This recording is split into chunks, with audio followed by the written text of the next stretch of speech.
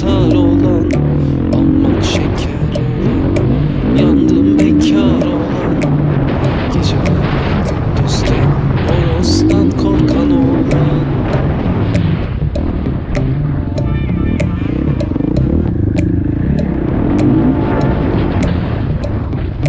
Aman şeker olan, yandım bekar olan, anasına darılmış damda yatar olan.